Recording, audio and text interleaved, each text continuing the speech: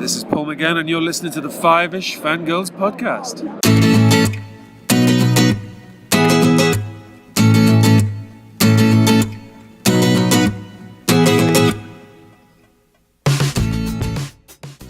The tangents this week continue all the way to episode 207 of the Five-ish Fangirls podcast, and we want to break free because we're under pressure. Nice. Very nice. Among other things. Yes. With Flash, because he's a miracle. Yes. Savior of the universe. There might be Welcome, some everyone. bicycle riding. We might go slightly mad. Yeah. Hopefully we'll get the We'll go references. crazy with this little thing called love. Yep. Welcome, everyone, to this week's episode of the Five-ish Fangirls podcast. So glad you could join us. Let's start off like we do every week on the virtual table and see who's joined us this week.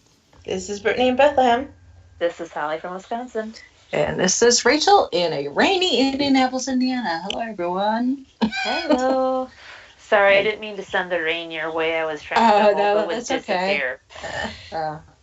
It's It's raining okay here for the most since part, other than the fact that my allergies are just like I have no idea what's happening with my sinuses, but it's not humane at all. So I apologize in advance. They're letting you know it's their like a Wembley Stadium concert from 1986. Yes, kind of. Live Aid is occurring in my sinuses as we speak. Jeez, I don't think people are going to know what we're talking about this week. Yeah. If we are dropping enough hints already. Yeah. We'll get to that, though. We still have to do the news, so. But just thought I'd put that out there that, yes, I'm having some serious sinus issues, so I apologize for... If I tried to mute myself anytime I made a noise, I would just be muted the entire show, so we're just going to have to deal with it. I got water, and I'm going to drink some tea later, and hopefully maybe that'll help. We'll see. But until then, I suffer. So anyway, first up, the news. Not a whole lot of news. It's been fairly quiet. Watch, next week we'll get hammered. Probably. It's like, no show next week. Tons of news. We'll talk about that later, too. All right. So first up, an announcement from Netflix. The season 4 premiere date for Fuller House is going to be December 14th. So just in time for the holidays. Gather around with the Fullers and the Tannerinos and the Gidlers and all the other wackiness, craziness that is Full House / Fuller House. So there is that. So that's exciting.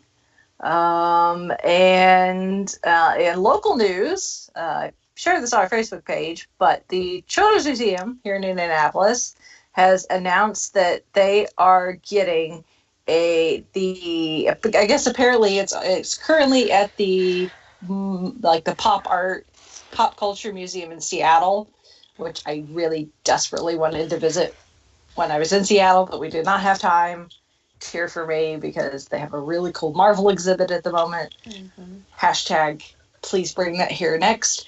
But I guess apparently they've got a really amazing Star Trek exhibit in honor of Star Trek's 50th anniversary last year. Wow. And they're taking it on the road, and Indianapolis is going to be its first stop.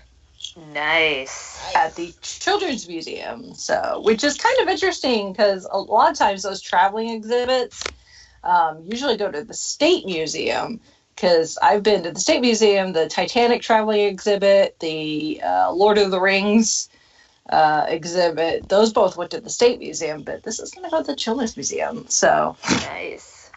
But it's a exhibit that showcases Star Trek's impact on culture, society, art, sports, technology, and fashion. It's going to have more than 100 artifacts from the TV series, spin-offs, and the films, including the navigation console, a replica of Captain Kirk's chair, Nice. costumes from the original series, the Enterprise filming model from Next Gen, and more.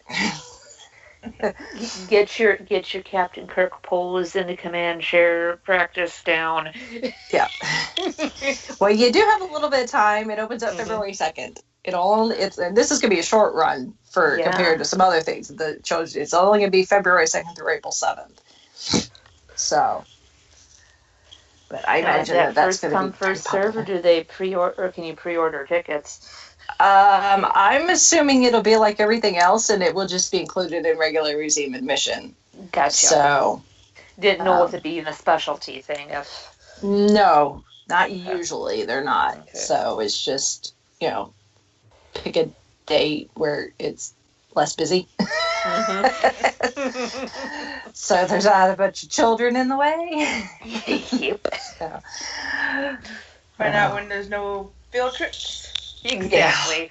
Yeah, which that's kind of difficult. The Children's Museum is very, very popular. So, yeah. Imagine. Especially for field trips. That was a place I went to a lot when I was in elementary school. I've seen that museum change a lot in my day. So, I but remember when it was this exhibit and that exhibit was over there.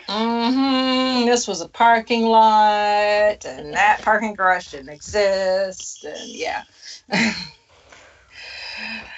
Yeah. Pretty much about the only thing that's not really changed is the water clock. The water clock is still there. It's not moved. So, Star Trek fans, Trekkies, set your phasers to exciting, and prepare to get beamed up to some fun. So, there is that, and the poll for the book club is up. Yes. So you could vote for December's book. And what did November's book end up winning? The November book that ended up winning was The Women Who Lived. Cool. There was a tie, but then I realized I had made a typo in the other book that tied we had read last month. Oh. So I was like, oops, scratch that. So that was obviously the people voting did not pay attention either. No, I noticed that too late. It was like, guys, next time if you do notice that, please feel free to let me know. I don't bite. I will thank you immensely and redo the poll. Yeah. But I double checked. This month's poll, no repeats. Books we haven't read before. Now, for those of you who are wondering, what about the 13th Doctor books? Because I know there's a lot coming out. We've got 3 more that are coming out this month. So they will be on the polls probably for December, or I'm probably going to wait till the start of the new year just to give chance in case those of you who don't like buying the ebook versions, there'll be hopefully enough time for the physical copies to hit stateside. So there's the housekeeping for that. Yep. Cool. Well, that's it for the news. Like I said, a bit quiet at the moment. So I can't tell if this is a good thing or a bad thing. Like you were saying earlier, are we gonna be getting an avalanche soon? Yeah. Who knows? There's no convention going on. So I don't know what's gonna happen. Yeah. I don't know either. Unless we're going to get an announcement for when Disney's going to be starting their streaming service. Yeah.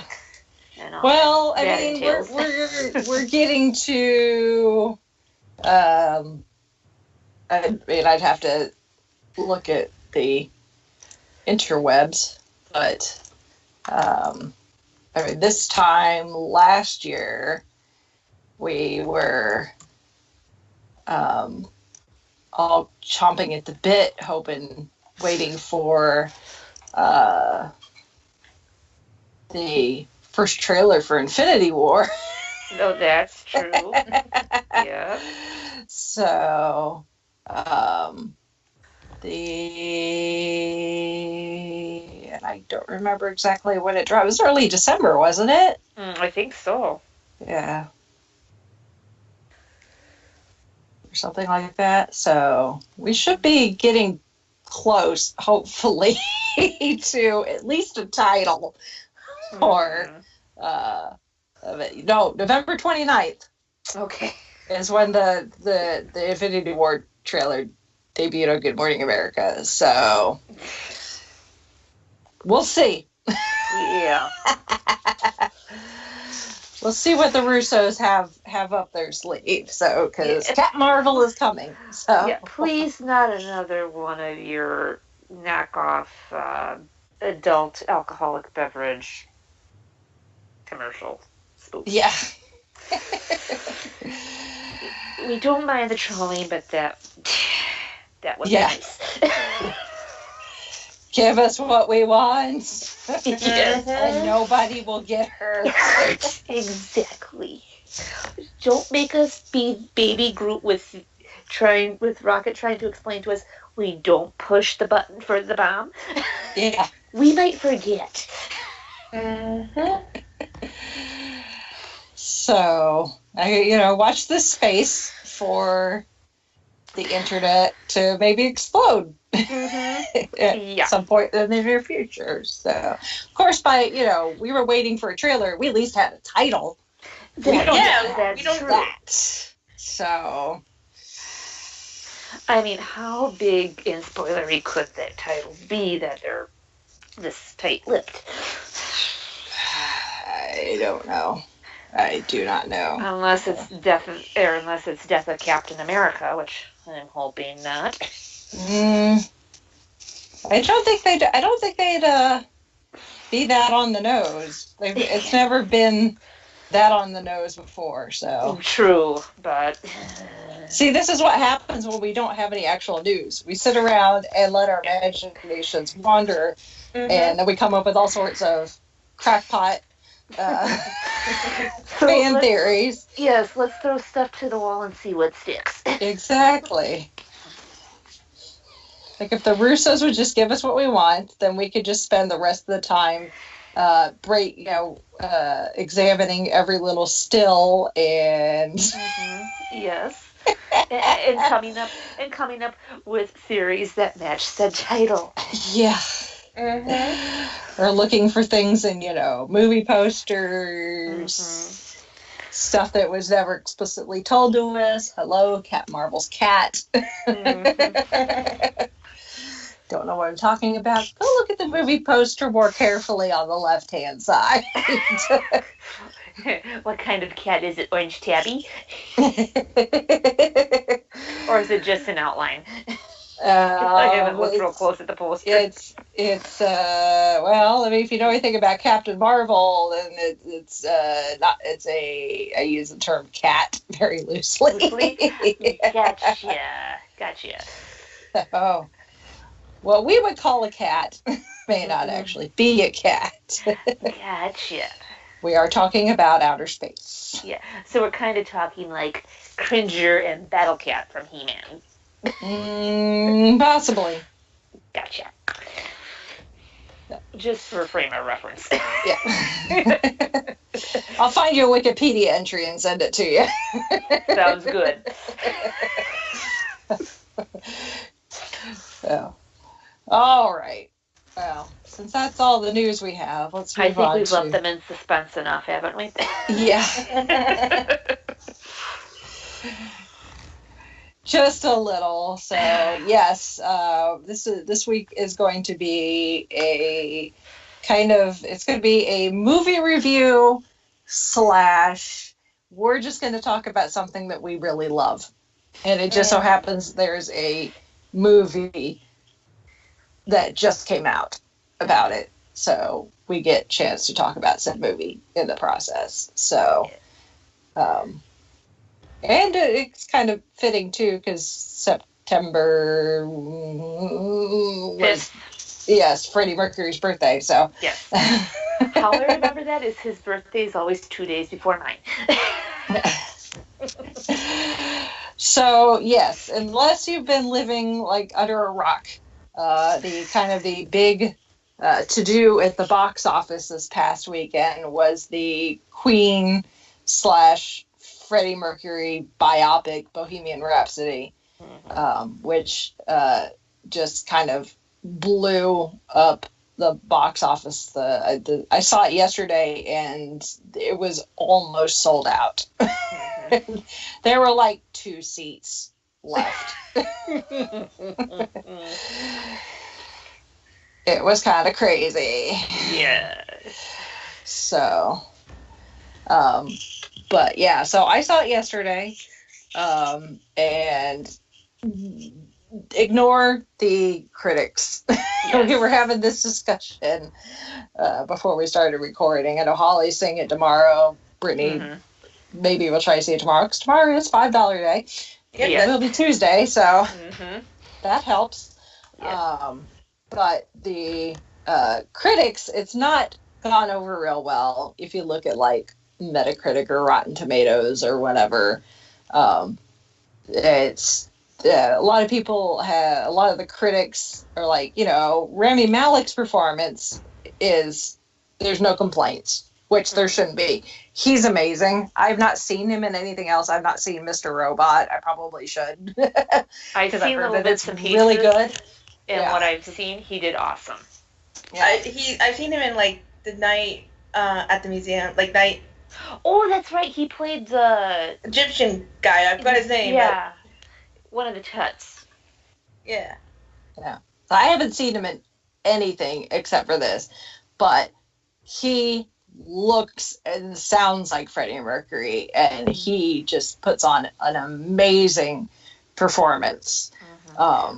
Well, and for the clip, the guy who played Brian, sounds just like him. He looks just like that too. It looks like they went and took like a time machine and picked like Brian May from that era and just like, don't ask any questions here. We're going to make this movie and then we'll send you back to your own time. We might have to retcon you into a flashy thing, but... Yeah. They pull a Man in Black thing, Yeah. Going there. Like, look at this light, please. What's this? All of a sudden, take a picture of an album cover with you guys. All of a sudden, current Brian May is like, I've got a piece of, my life that I, supposedly I hit my head or something. A little too much fun at one of the after parties. Yeah. Too much time behind the astrophysics books. Yep. Yeah. Yep. But Rami Malek's performance is amazing. The casting in this is just great. There are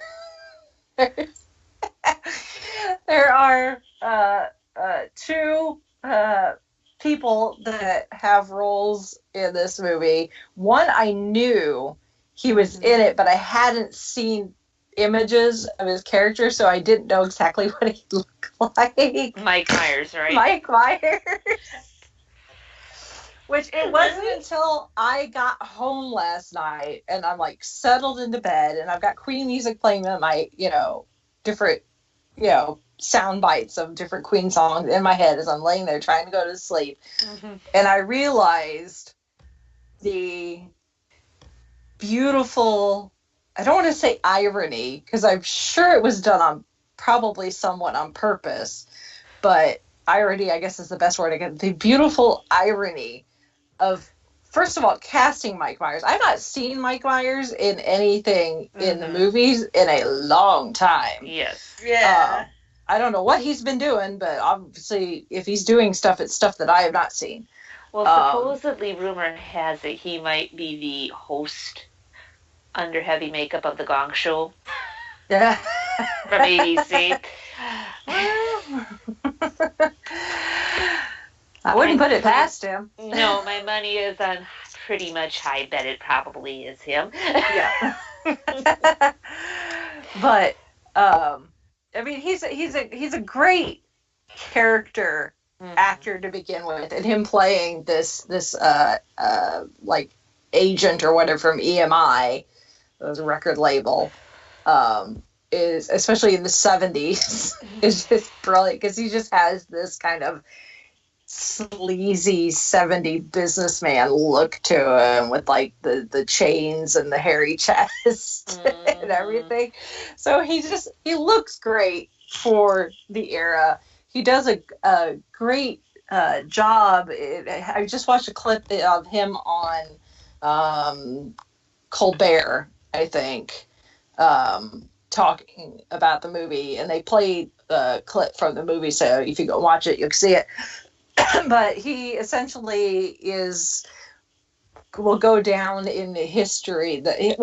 His character is an amalgamation of several characters. It's not. He's not playing a specific person. It's a combination of several people. But his character that he's playing essentially would be one of those guys that went down in history. The same people that turned down the Beatles, turned down Michael Jackson. All of these music legends that got turned down by a label and told them that they weren't going to amount to anything and would never be successful. That's this guy. Yep. And or I'm going to do this for you, but I'm going to royally mess you over 10 years down the line when you want to break out of a contract.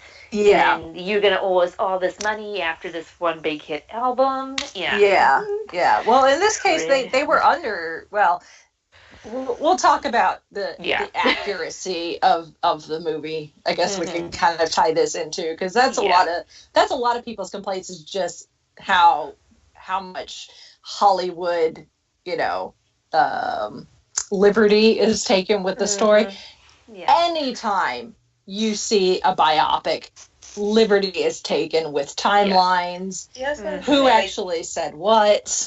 Right. Well, and you're doing a 2-hour movie. You're not doing a 3 to 4 hour mini-series. Yeah. Or, a full-on documentary or something. Right. I mean, if you're looking for documentaries, These Are the Days of Our Lives is a good one. I think it was put out last year. One kind of unofficial biography that I read, Is This the Real Life? Very good. I mean, 400 or so pages, but really awesome. Last I checked, the ebook version was on sale at Amazon for $1.99 because the movie came out. Cool. Yeah, I wish I would have waited to purchase it, but I purchased it 2 to 3 years ago. So you didn't know that. Exactly. I didn't know this little Queen movie was going to be coming out. Well, considering this movie has been in production limbo since 2010. Right. Well, and then the fact that we finally got it. Right. The problem that they had was directors leaving, and then at first they were going to cast Sacha Baron Cohen as Freddy. As soon as I heard his name was tied to it, I was like, Brian, Roger, please rethink this. Yeah. Not good. Well, even when one of the interviews, Roger was like, Sasha, I don't think, took it seriously or didn't take Freddy seriously. Yeah.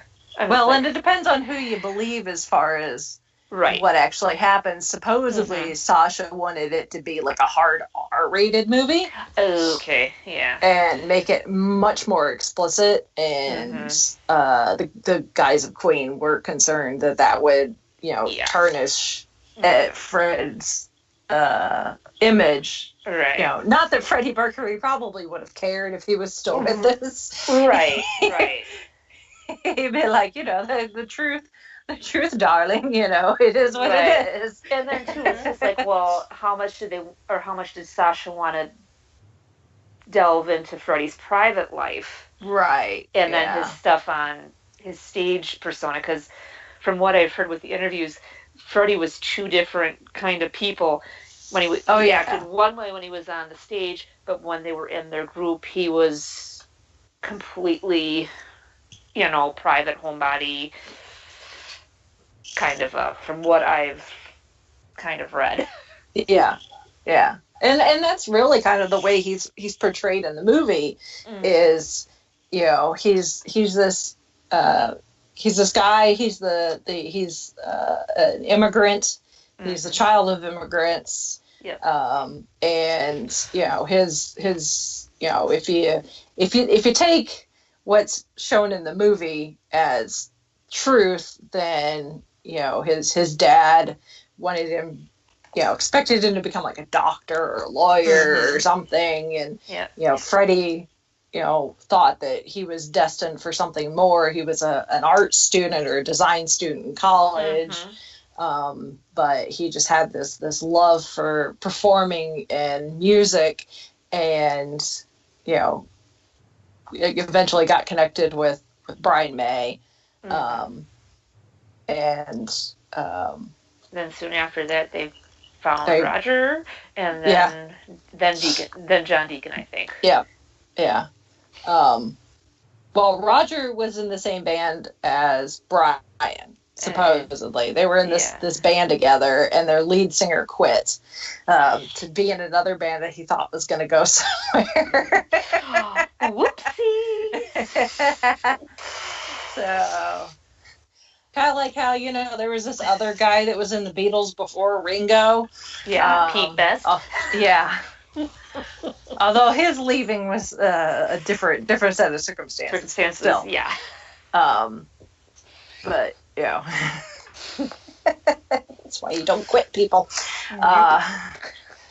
But, the way Remy portrays Freddie is, he's this guy, he's this artist that feels drawn to performing. He is off of the stage. He's seen and portrayed as someone that's uncomfortable in his own skin, and is very unsure of where he fits in the world and how to navigate to get to where he thinks he's going to go in the world. He just thinks he's destined for something great. He just does not know how to get there.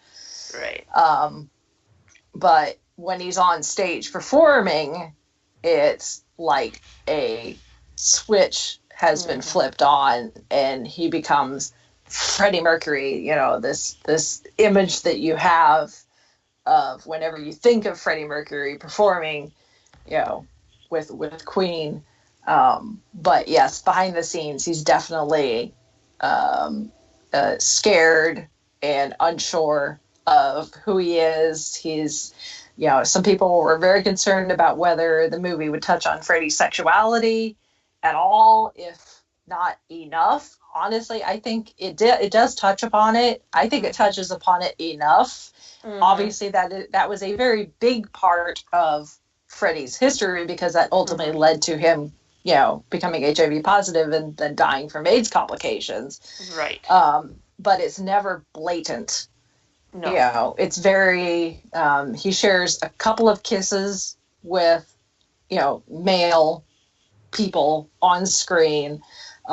There's another scene where it's kind of a, I don't want to say drug induced, but I guess kind of a, party type atmosphere where, it's hazy, and, there's obviously things going on of the drug and adult nature, but it's never blatantly shown because it doesn't need to be. It was the 70s and the early 80s. If you know anything about that era, you know the type of habits that people had, and the type of things that happened. And especially with the big band rock stars. You heard all the stories. Sex, drugs, and rock and roll. Yes, people. You've heard about all the crazy after parties and the shenanigans that went on there. Yeah. Yes. Yeah. So it does not need to be a full on, like scene out of Game of Thrones. Right. To get the point across in this movie. And does it really add to the story of the band? No, it doesn't. And that's the thing too, as much as Freddie is the focus, because he is the face of Queen. Right. Even in the movie where they, when they're at a talking to the press and somebody asks him, is the lead of Queen, and he's like, I'm not the leader of Queen, I'm the lead singer of Queen. But as far as everybody's concerned, Queen is Freddie Mercury, and he is the focus 99% of the movie, but they do give a chance to they don't take the rest of the band members and just throw them under the rug. We don't go too in depth about their own personal lives, But I don't think it's necessary. No. And like I said, there's book biographies, and other TV biographies that you can easily find and get your fill of that. Yeah. So, but we see it's all about the relationship between these four guys, is what it is. And how becoming this, one of the greatest bands of all time, the good, the bad, and the ugly. The ugly, yes.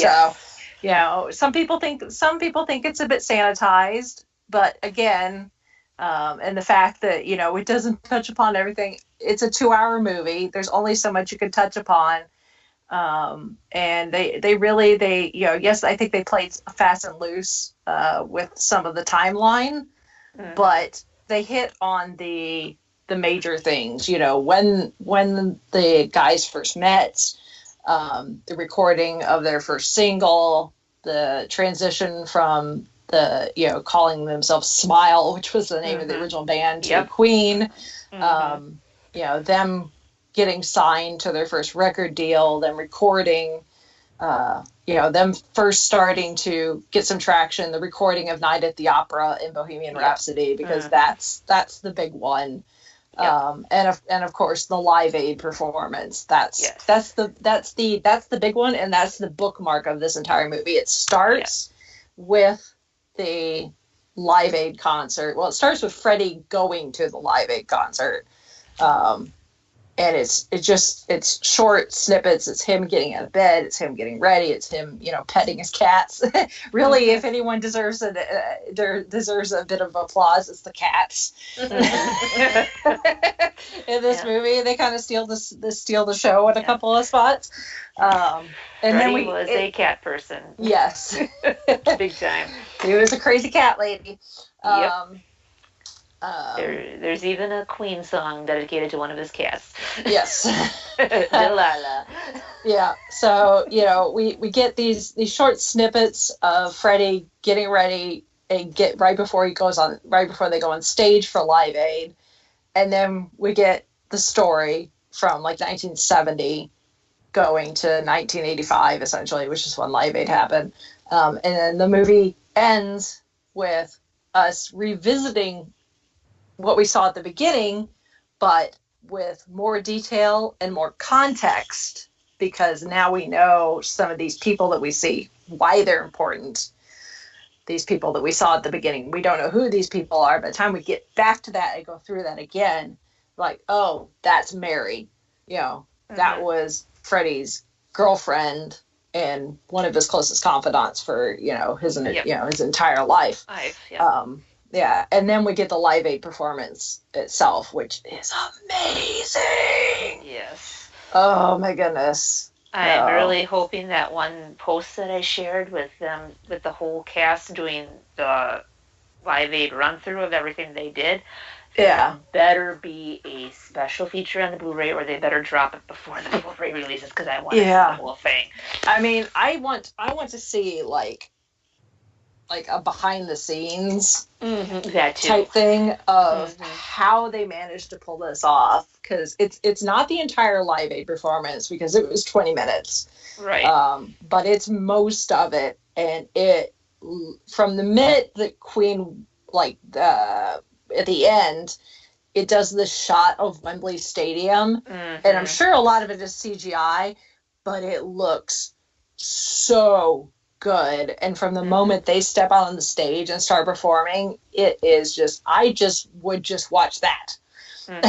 I mean, there's footage out there of the actual Live Aid performance, but it's 1985, and the quality is not nearly as good. If they had the technology we have now for filming stuff, this is what Live Aid would have looked like. Yeah. Now, little FYI, there is a Blu-ray out called Queen Rocks Montreal plus Live Aid, and it does have the Live Aid performance on it, and they did remaster it a bit. So the audio and the video quality is a bit better than what you would get off of a VHS. Yeah. Or watching it on YouTube like I have been. Right, exactly.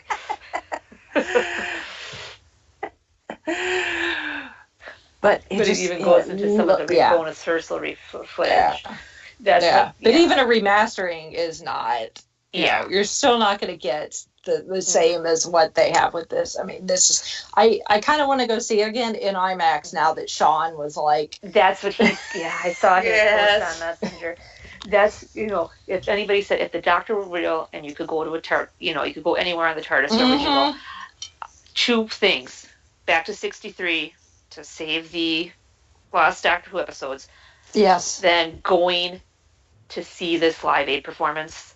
Yeah. And the 1986 Wembley concert that they did for the It's a Kind of Magic tour. Yeah. Those would be my ones to go to. Yeah.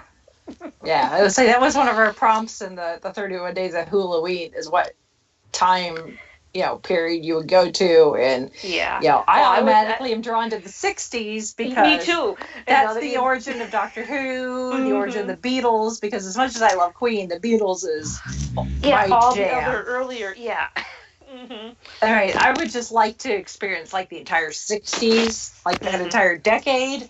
But yes, I would also like to go to 1985 to Live Aid. Thank you very much. Yes, but I would do the Live Aid on both coasts. I did the UK, and then I do Italy too. You could do that with the Doctor. Like, let's go to Pennsylvania first, or wherever it was. Pennsylvania or Pittsburgh. It was one of those. Well, or Philadelphia. Philadelphia. It may have been Philadelphia. Nobody cares about the U.S. Nobody cared about the U.S. The London was where it's at because that's where Queen and Paul McCartney and. Well, Phil Collins did double duty. Yeah. He performed. He performed there. He performed at one of them first, and he hopped. Could have been the Concorde, and then made it to the across the other side of the Atlantic and trying to perform. Yeah. I would do the U.S. and then hop on the TARDIS and then go to London. Like just strategically park the TARDIS. Yep. Like backstage.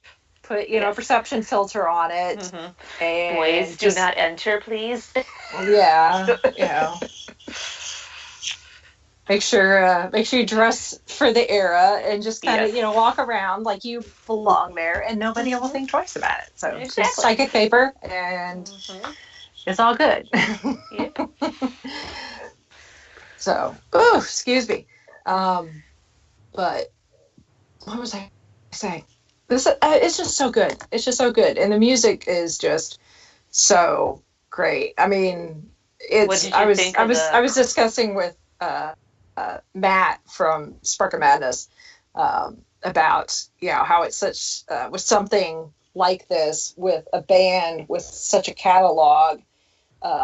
It's a really fine double-edged sword that the director and the producers have to balance. Yes, we need to make sure that the big hits, you think of Queen, obviously Bohemian Rhapsody, Killer Queen, We Will Rock You, Bicycle Race, Fat Bottom Girls. Of Fat Bottom Girls. I don't think Bicycle Race actually makes an appearance in the movie. But those do make an appearance. People want to hear the hits, but then there are some that are not necessarily, they're still recognizable Queen songs, but they're not necessarily songs that you automatically think of when you think of Queen. Obviously, the Wembley, but I mean, it's Wembley. Obviously, the Live Aid performance, there are several of those. When the hammer's gonna fall, Radio Gaga, which is one of my absolute favorites. Actually, I love Radio Gaga. Some of those other songs, they do talk about, or they do touch upon the filming and the eventual banning of "I Want to Break Free" music video. Oh yes, the boys dressing up in drag, which is such a good song, and I think the video is hilarious, and I think it's hilarious that MTV banned that, and that would have been what. The early 80s, probably. And you flash forward, 15, 20 years, and you've got the Foo Fighters essentially doing the same thing for Born to Fly. Yep. Now, you if you should check out the Great Pretender music video by Freddie Mercury. Roger Taylor makes a guest appearance, dressed up in drag in it. So it's not the only time he's dressed up in drag. I mean, the fact that they all just look so ridiculous. Mm-hmm. Not just Freddie. I mean, obviously Freddie, by then he's got the mustache. Yeah. And then Brian and the hair, or no, it was Deacon and the hair curlers as the old lady. Brian is Brian the one the blonde? No, Brian is in the pink robe. Oh, okay. Roger is the one in the blonde that blonde. looks, yeah, it's a schoolgirl. Yeah. He pulls it off very well. Yeah. Makeup's a bit heavy. But, yeah. Gotta hide that 5 o'clock shadow somehow. Somehow, yes. So, but yeah, it's just they all look so ridiculous. It's like, MTV, really? What's wrong with you? Yeah. Yeah. And I was really surprised on the soundtrack that they did put on the Doing All Right. Mm-hmm. Which was originally a Smile song, but Queen redid it. Yeah. And I enjoyed that one. Yeah. Just the harmonies. And what did you think of the Queen-anized 20th Century Fox fanfare? Oh, my goodness. Oh, I love it. I loved it. This is, that da, da, da, da, da, but then it switches to the guitar, like, the Brian May guitar. That Brian May, like, Bohemian Rhapsody, just guitar. Mm-hmm. Oh, so it's just so good. And I mean, I was singing, almost during the entire movie. Because again, there were some songs that I did not know that well, especially like where they redid stuff that was from Smile. But and I could hear the people next to me were singing too. So I would not say no if they participation. Yeah, I would not say no if they wanted to put like a sing along version. Oh, in the theaters. Mm-hmm. So I wouldn't be surprised. Like, I wouldn't be surprised. Yeah. I mean, they did it for Mamma Mia. Come on, you can't do it for Bohemian Rhapsody. Yeah, well, they've done it for a lot of movies. They did it for Moana. Mm-hmm. When Moana came out. So, yeah, it's not out of the realm of possibility. So I would go see it again if it was a sing along version. Mm-hmm. So, I mean, I already know a lot of. Yeah, I already knew a lot of the songs.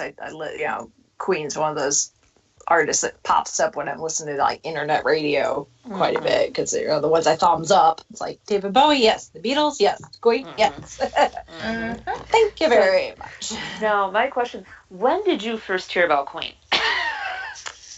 I'm not entirely sure. I will tell you though, I knew of the song Bohemian Rhapsody, and I knew all the lyrics to it before I ever actually heard the song. Oh, cool. Because Weird Al has a polka version of Bohemian Rhapsody. So I heard that from him first, and it's all the lyrics. So I knew all the words before I ever actually heard the proper version of Bohemian Rhapsody. Wow, so, cool. But I'm sure it's just from listening to classic rock radio. Because Bohemian Rhapsody is one of those songs that comes on a lot, which again, circling back to Michael Myers' character in the movie and the clip that they showed when he was on Colbert is him when the band and their management and lawyer have come to EMI and they're trying to convince him to that Bohemian Rhapsody should be the first single to be released off Night at the Opera. And he's not getting it. He doesn't get what it means. He doesn't like that it's 6 minutes long, which I think if you see, it's in the trailer at least part of that scene where Yeah. Freddie's like, "Oh, I feel sorry for your wife if you think 6 minutes is forever." Well, yeah. That was a long time. But he doesn't get it. He's not seeing the vision like the band and the rest of their team is, that are totally backing him. And this guy is amalgamation of people that were of guys of producers or whatever they worked with like Hendrix, and worked on like Dark Side of the Moon, which is kind of a concept album too. Yeah. But it's so funny because he's like, radio stations, 3 minutes, that's the industry standard. Most radio stations won't play anything that's longer than that. He's like, this is not I'm butchering exactly what he says, but he says something essentially along the lines of, kids want something that they could listen to in their car and rock out, essentially, and bob their heads to, which is funny in it, which is funny in itself. Later. Yeah, which that is funny in itself, because that is, that's one of those songs that comes on the radio. It doesn't, unless I absolutely have to get out of the car, I will, if I've reached my destination and this song is not over yet, I will stay in my car. Yep. Until Bohemian Rhapsody is done. But the fact that it's Michael Myers. Exactly. Saying that, hello, Wayne's World. Exactly. This is like, who decided to put, I don't know. I don't know. I'm sure that's why, I'm sure that whoever these people were at EMI, they genuinely were people. They're like, no, you're crazy. No radio station is going to play a song that's 6 minutes long. But I'm sure just him saying something along the lines of, this is not a song that kids are going to ride around in the car jamming their heads to, when that is one of the most iconic scenes in movie history. Yep. Is Michael Myers in the Wayne's World movie rocking out to this song.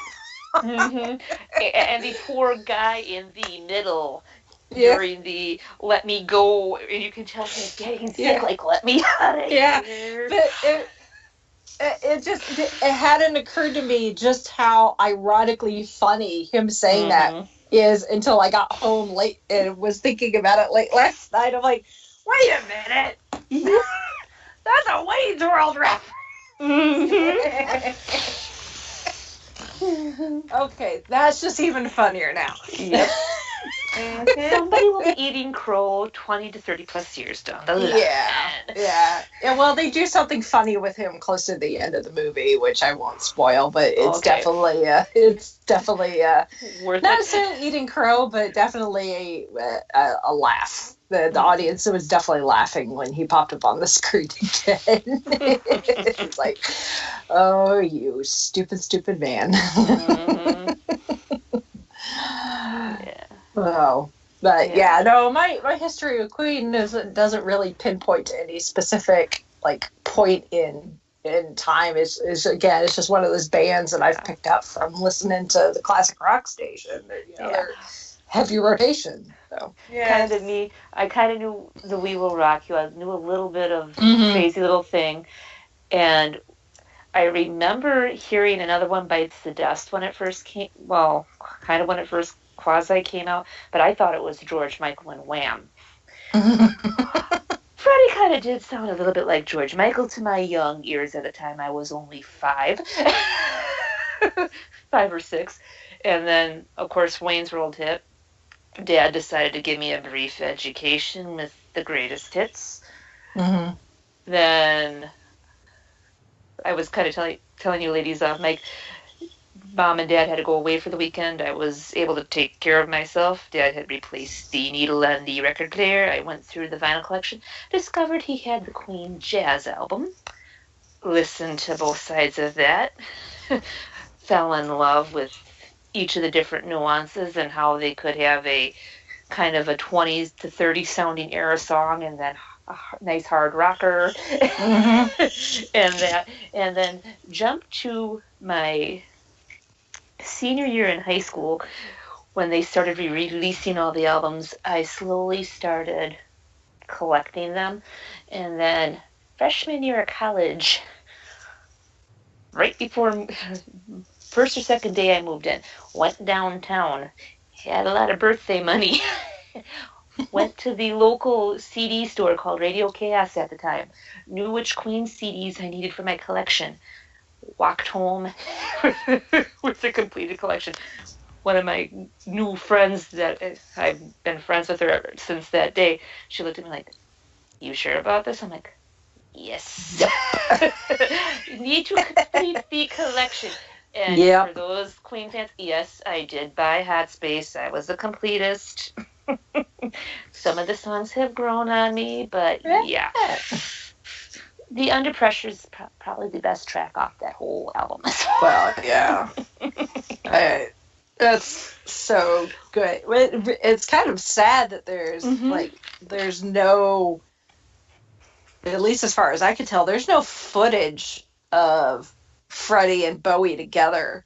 No. Like, recording that. No, I wish there was. And the music video was just a bunch of random clips. So it's like, I would really have loved to have seen those two together And performing that. So. And on YouTube, do a search for just like isolated vocals between the two of them. Oh my goodness. Chills. Yeah. It's that good. Yeah. Yeah. I like I said, I'll be really interested to see once the movie comes out on home release, what sort of behind the scenes stuff they offer. Because again, I would love to see how they recreated the Live Aid sequence. And I'd love to see, what they did as far as Remy's performance, because he supposedly does sing in this movie, but I can't imagine that it has to be somewhat bolstered by recordings of Freddie Mercury, just because I could be completely wrong, but I don't think Remy has the vocal range that Freddie Mercury had. No offense to him, but Freddie had obviously a very unique sound to him and vocal range, and some of that did come from the fact that he had those 4 extra teeth in his mouth, supposedly. That having those extra teeth opened up his mouth in a way that allowed him to have a greater range than he normally would. But supposedly Remy did record stuff singing Queen, so I think it's a combination of him singing combined with actual vocals from Freddie Mercury, I think. So, but I could be completely wrong about that. As far as I've seen, they haven't really spoken a whole lot about how they actually pulled off like the musical performances. Yeah. Well, I guess maybe they would say something in the specials. Yeah, maybe. Well, I mean, I'm not complaining by any means. I mean, if that's all Raven, more power to him. But I mean, if they, but it's just, I mean, if it is a combination of Remy and Freddie's vocals put together, they did a really good job of mixing it. Yeah. Because you can't tell where, because it sounds like Freddie Mercury, so it's like you can't tell where Remy ends and Freddie begins. Cool. So, but when he's not singing, I mean, definitely when he's singing, he pulls off the body language so well, so well, like that strut. That Freddie Mercury has, it's like everybody knows that the Freddie Mercury strut. The body language he just does so well when he's performing, but then when he's off stage and you get the non-performing persona, at least before he really starts getting into the drugs and the alcohol. He's still very flamboyant. And that's the thing, is like Freddie Mercury, for he was supposedly very private about his private life, but at the same time, you got him in the right circumstances. You could see that with interviews and stuff. He's at the same time, like, he doesn't necessarily, he doesn't necessarily like pretend to be somebody else, if that makes sense. Like, he's still himself, but he's just like, he doesn't, I guess he just doesn't want to put a label on it, I think, is the thing. Right. He was just Freddie. Right. And then he'd do the humor thing to try to kind of throw people off. Yeah, to deflect. I was just like, okay, I'm showing you a little bit of who I truly am, but then I'm going to toss this so you're not quite sure. Yeah. Leave people guessing. Exactly. Keep them guessing. Yeah. Which, it may have been part of a, self-preservation thing, but at the same time, it also kept things interesting.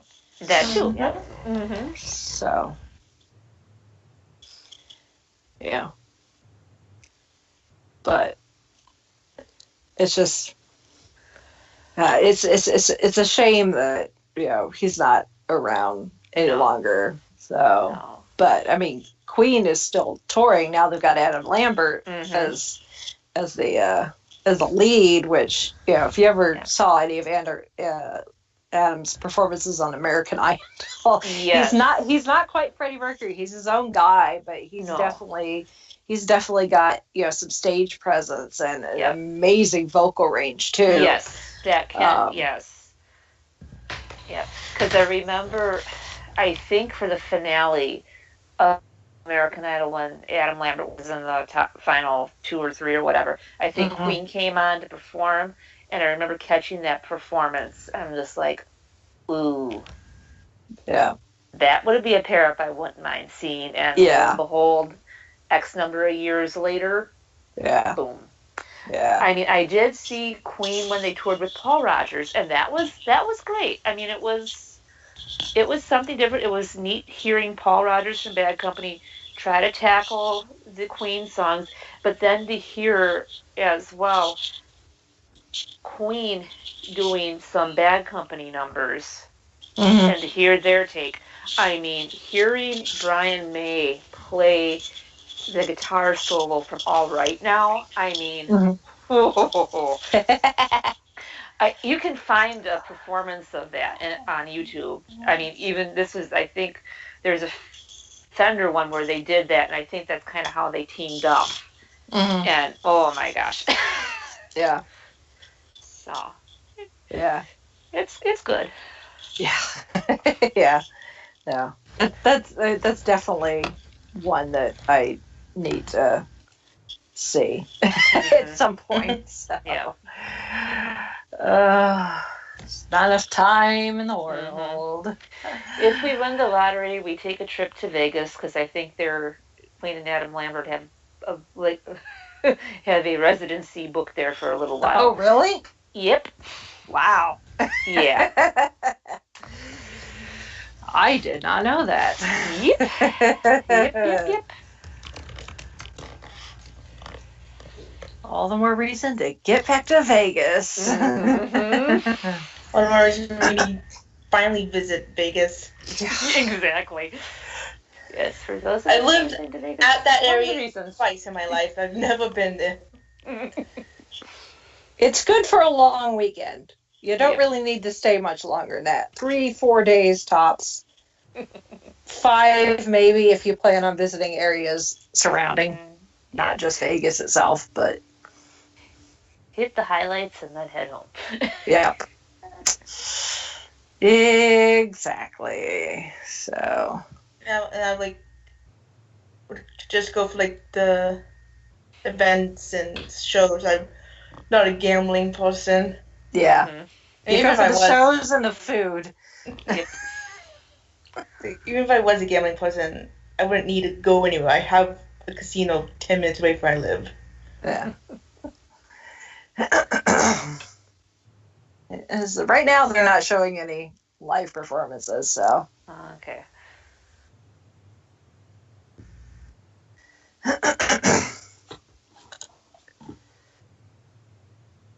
Oh, well. Yeah. Probably taking a break to do the do the Press tour junket. for this, Yeah. probably. Yeah. Yeah. Yeah. So. Oh, my. They did 2 soundtrack albums out of their course of their career. Mhm. Lash Gordon, and then the soundtrack to Highlander.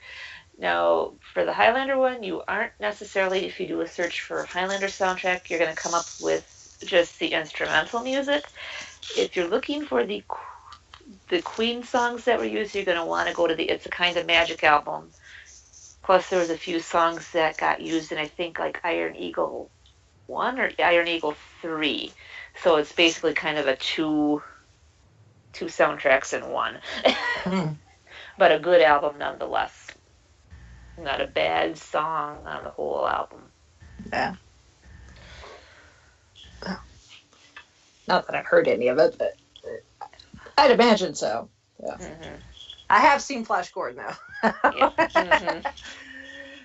That's definitely very Queen. Yeah. Yeah.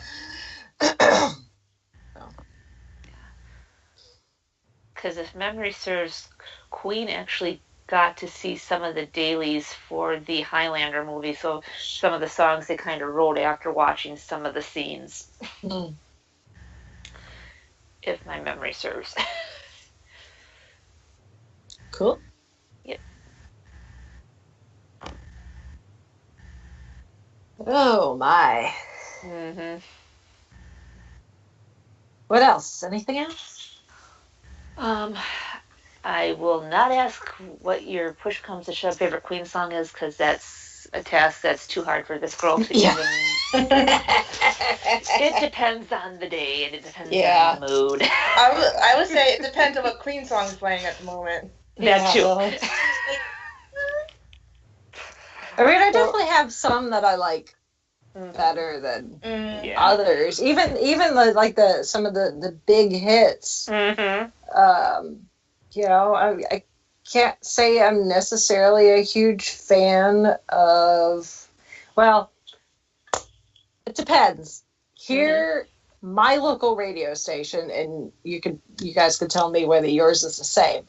My local, at least the one classic rock station, we have a couple, but the one that I primarily listen to, We Will Rock You and We Are the Champions are always played together.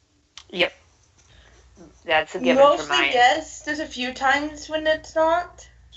But I for the longest time, I actually thought those were, like, one big song. Yeah, like, I didn't... Like, the first time I heard, like, We Will Rock You and didn't hear We Are the Champions, I was like, wait, what's going on here? I'm so confused. Yeah, it's like when I listen to the internet radio, like one will play but not the other, and I'm like, this is just weird. Yeah. But at the same time, they're not necessarily my favorite songs. I don't, you know, those are definitely ones that I'll skip sometimes because I'm like, I'm not in the mood. Well, and every now and again, one of my classic rock stations will, like, oh yeah, we've got a Queen song coming up. You think it's going to be a great, one of their greatest hits. They'll play a deep track. Mm-hmm. And that happened one year in high school. Our English teacher just happened to turn on the radio because we had work time or research time. And the Queen song that they picked was It's Late. I had never heard it before. I'm like, is this Queen? And I'm just like, as soon as, Freddie went, yeah, and then started going, I'm like, okay. And it almost kind of it was almost like it went in like 4 acts, almost kind of like Bohemian Rhapsody. Almost like, okay, I'm liking this. All right. Yeah. But yeah, it just kind of depends on the mood. Like at the moment, like Radio Gaga is kind of the one I kind of have on repeat. So, and I especially love the version that they did at Live Aid. So anytime you go on YouTube and just look for Radio Gaga live, and to watch the crowd do the clapping all in yes. unison is yes. just nuts. Mm-hmm. But the music video for it is really cool too. It's got a very yes. like Metropolis. Yes, they did type of that feel to it. They did that on purpose. Yeah. So. Yeah. And if you're looking for a good Queen concert to watch, find the Wembley concert. Oh yeah. That is, if you want a full concert as opposed to Live Aid, which is 20 minutes. Yes, do the Wembley. I mean, early Queen Live Killers is good, but the Wembley concert from '86, that's usually my go-to. Okay. Not that Fire at the Bowl wasn't bad. Yeah. Funny story behind that one. When they released that one, it was during Christmas. It was early. My parents had sent a package to my university because before finals started, we had a Christmas party and parents could send us presents that we could open. Yeah, my parents had given me Queen Live at the Bowl, the CD and the DVD. Nice. My hall director looked at me. He saw that. He was like, "You better head upstairs now. Quiet hours start in 2 hours, Missy." Bye. He's just like, "I never had to bust you yet for a noise violation. I don't want to have to do it to you for this." Yeah. Like, thanks, George. You have to admit, if you do get busted, that is probably it would have been a good way to get reason. Busted. Yeah. He would probably give me a light sentence or a light punishment, but yeah. I'm gonna give you a slap on the wrist, and can I borrow the DVD when you're done with it? Exactly. Yeah.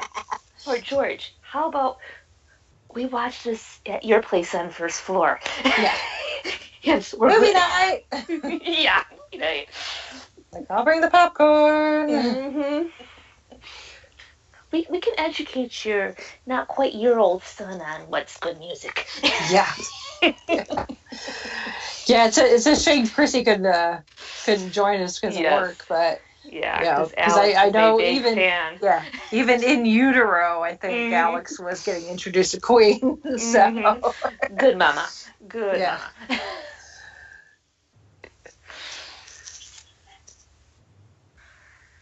We'll start with Queen and the Beatles, and when it gets a little older, I can introduce them to Metallica. And it's not quite old enough for Metallica quite yet, but Queen, definitely. Yep, I could probably introduce it to some Who stuff. Yep. Got to complete the other half of the British invasion. Yes. And we'll hold off the Pink Floyd and Led Zeppelin till later. Later. Maybe gonna be honest, I'm not a big fan of Pink Floyd, so I'm not too much either. If I had to pick between introducing Alex to Pink Floyd or Led Zeppelin, Led Zeppelin's gonna get the big thumbs up from me. Yeah. Again, it depends on what type of mood I'm in. So. Exactly. I like some Led Zeppelin, although, obviously not Queen, but still classic rock. Mm-hmm. I will fully admit, right here on the internet, to all of our listeners, I hate Stairway to Heaven. Hey, you're not gonna get hate. I each their own. I'm not hate that song.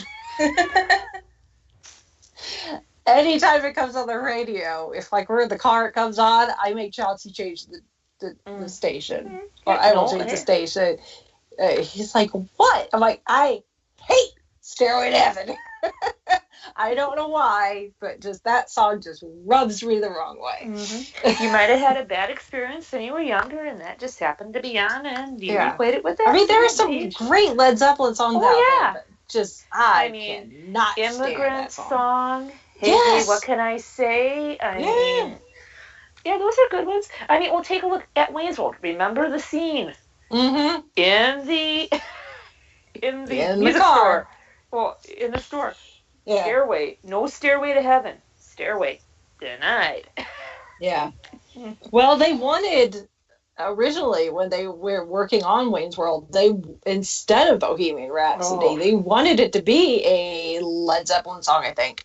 Okay. I don't remember which one, but Michael Myers is like, no, I want it to be something that means something to me, and that is Queen, that is Bohemian Rhapsody. So thank you, Mike Myers, for sticking to your guns and doing that. I mean, yeah, because he talks about it in the interview on Colbert, and he's like, I will walk away from this movie.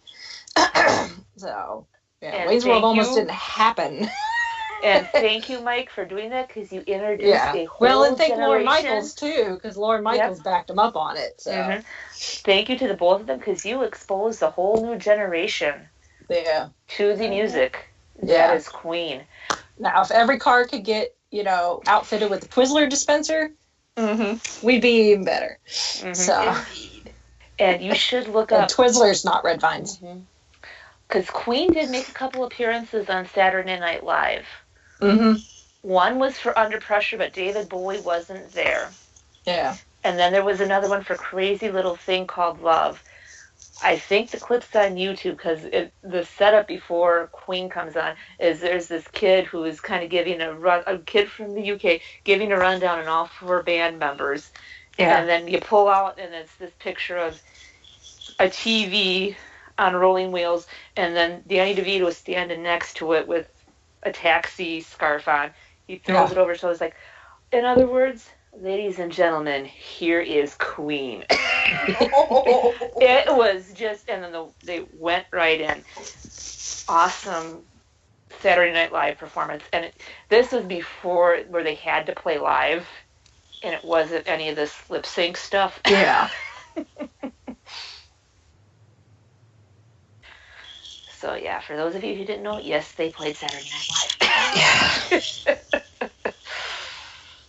That's before they decided that that's before they decided that it wanted nothing to do with the United States. Yep. No thanks to MTV. Yeah. Not on MTV. Yeah. They banned one music video, and suddenly one of the greatest rock bands of all time wants nothing to do with your entire country. I have a good thing MTV really isn't MTV anymore. Yeah. Really. Yeah, VH1 is getting to be the exact same way. Yeah. Well, I will definitely try to put links to as much stuff as possible, because there's a lot on YouTube. So we'll try to remember what we've mentioned and put links to it in the show notes, and obviously the albums and stuff you can buy on Amazon through our affiliate link. Thank you very much. If you do decide to buy the soundtrack to Bohemian Rhapsody, among other things, or if the rest of your Queen collection, unlike Holly's, is not complete,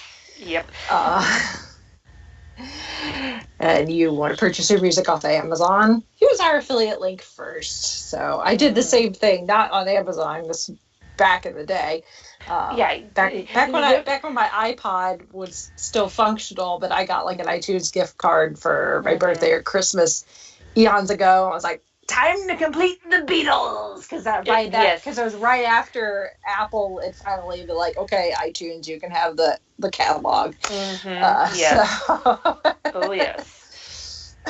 And when I say Apple, I don't mean Apple iTunes. I mean Apple, the Beatles. Yeah, the Apple, Apple Beatles record company. Yes. Not Steve Jobs' Apple. No. The green, complete Granny Smith. Yes. Logo. Yeah. That Apple. Yes. People are like, what? Go to Wikipedia. No. Yeah. Go to YouTube. Get educated. So. Learn up on your classic rock, people. And there's all sorts of documentaries out there. A lot of them are on YouTube. I think there's some on Netflix. So, there's all sorts of information and clips and stuff out there that you can watch. So, and there's some biographies. Like I said, I can recommend Is This the Real Life, which isn't quite an official biography, but it's still really good, and one that you'd really have a hard time finding is called Queen as It Began, which was written in cooperation with Queen. And I think it came out right after Freddie had passed away. It came out in 92. Yeah. One of my friends had surprised me and gifted me with it, and it's a used copy, but it's a very nice it's still very in good condition. So, but that's another one that I can recommend as a good one to read. And there's also some pretty good covers and tribute bands out there. Oh yes. Oh yeah, yeah. They did a couple versions. There are covers or whatever you call them. There's their version of Fat Bottom Girls and Somebody to Love. They both did at different points in the series on Glee. I have those versions. I have like almost all the Glee music. And Metallica did a good cover of Stone Cold Crazy, if memory serves me correctly. Probably. I think so. Chauncey would know better than I would. So.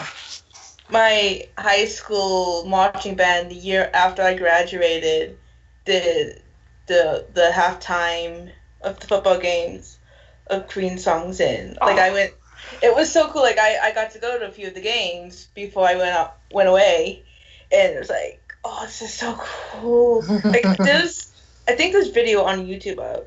Link if you guys want to see. Yes. High school band. Yeah.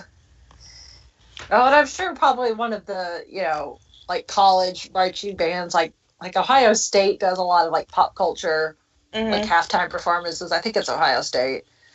That they've gone viral a few times for doing like pop culture halftime shows. So I wouldn't be surprised if they haven't done one or another college hasn't. So yeah. Quick Google search. Yep, Metallica did cover it. It's on the Garage Inc. album. Garage Inc. is kind of like not high there on the yeah.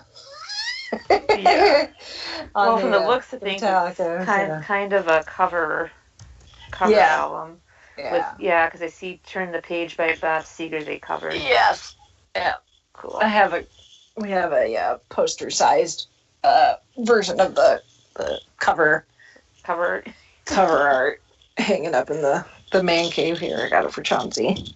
It's a present a while ago, so not necessarily people's favorite album, but he likes the image of them all greasy. Looking like they've been working out on their vehicles. Oh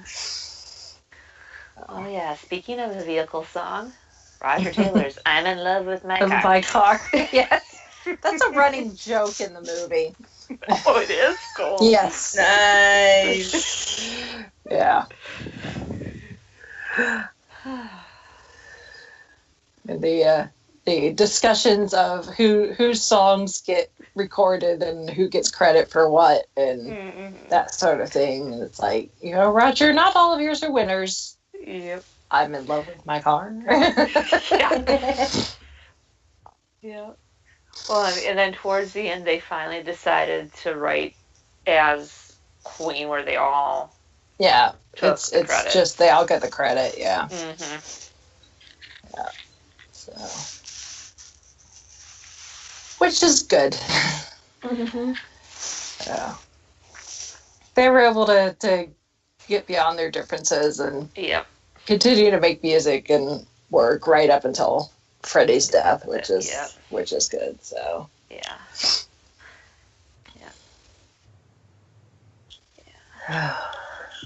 All right. Anything else? Not that I can think of. Yeah. Cool. Well, like I said, we'll put links to stuff in the show notes, which can be found on our website, which is the5fishfangirls.com. And from there, you can find links to the Goodreads Book Club. So if you want to join in this month's book discussion or go vote for next month's, you can do that. There is also links to all of our social medias, so Facebook, Twitter, Instagram. There is Facebook is where we post the most often. So Instagram kind of depends on what's going on. Same thing with Twitter. But definitely Facebook. So there's that. There's also a link to our Patreon. So if you would like to financially support us that way, you can do it for as little as $1 a month on Patreon. And every bit of money that we get from that goes right back into the show to continue to keep this show going. If you can't or don't want to support us on Patreon, you can also financially support us like we mentioned earlier, using our Amazon affiliate link. There is a link on our website. Click on it. It'll take you to Amazon. You can shop, buy whatever, buy, the soundtrack to Bohemian Rhapsody, buy a book, buy some socks. Whatever your little heart's desire. Yes, whatever you need. You need some new tennis shoes so you can strut like Freddie Mercury. There you go. You can buy them on Amazon, and we just get a small kickback from that. It does not cost you anything extra. If you have Amazon Prime, you can use that. Get that for 2-day shipping. And we, again, any money we receive from that goes right back into the show. We are eternally grateful for that. If you want merchandise with our logo on it, that is available. The link to our Redbubble merchandise storefront is also linked on the website. So a little bit of housekeeping as we wrap up here. We will be off next week while I take a vacation. I know, it's like, Rachel, you already went on vacation. You went on vacation like 5 times. Yes, I know. It's a working vacation, kind of, sort of. Anyway, I'll be traveling, so it'll be a little difficult to record the podcast, so we are going to be off. That being said, we have some archived content that will be going in the feeds, so don't dismay. You will have something to download next week. I didn't know, realize we had more archive left. Well, there's not a whole lot left. Not a whole lot left, just a little bit. So stay tuned for that. So don't fret. You will have content from us next week, even if it is a little on the older side, but it's better than nothing. So, because I know how much you guys miss us whenever we're off. So, I hate to leave you hanging. I have no idea what we're going to do once we use up all the archived content, but we'll worry about that when we get to that bridge. So there is that, and then we'll be back in 2 weeks with The Crimes of Grindelwald. So have your wands and your nifflers at the ready. Well, I have my little army of nifflers. Yes. I didn't realize how many I have until I was cleaning up. Like, wait, I have so many nifflers. I'm surprised I have all my shiny things around. What's up with this? So grab your nifflers, grab your bow truckles, grab your wands, because we are headed back to the UK and back to Hogwarts. Mm-hmm. So that is exciting. So, all right. So with that, we shall sign off for this week. This is Brittany and Bethlehem saying goodnight. This is Holly from Wisconsin saying good evening. And this is Rachel in Indianapolis, Indiana. That I'm not even going to try and sing something because that ain't happening. I would hurt something. Yeah, I was thinking that. I was probably. As much as I've seen Queen myself, I don't think so. If the shower is one thing and the car is another. Yep. No. So how How about a stop, clamp instead? Yeah. There we go. There we go.